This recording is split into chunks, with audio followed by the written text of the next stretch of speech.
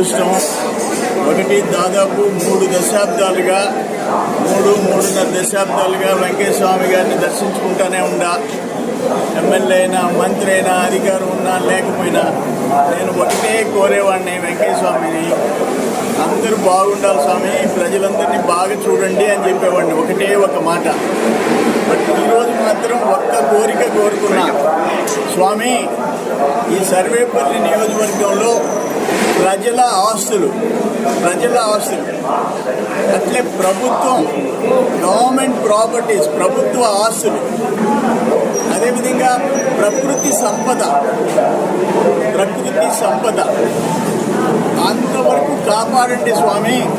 ఈ నియోజకవర్గంలో ఇట్లా ప్రజల ఆస్తులు, ప్రభుత్వ ఆస్తులు, ప్రకృతి సంపద కాపాడే బాధ్యత నీ మీద ఉంది స్వామి అని చెప్పి మొదటిసారి స్వామిని ఒక కోరిక కోరుకున్నా. తప్పకుండా వెంకయ్య స్వామి గారి నేను నా కోరికను మన్నిస్తాడనే నమ్మకం నాకు దృఢంగా ఉంది. స్వామి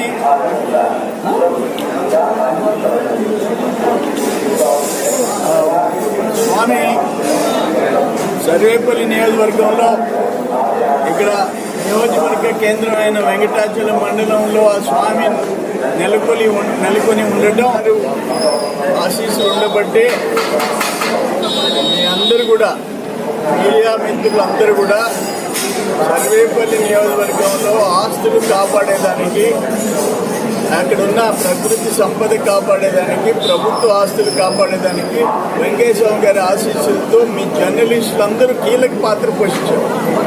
మీ అందరికీ కూడా వెంకయ్య స్వామి ఆశీస్సులు ఉండాలని చెప్పి నేను కోరుకుంటున్నాను.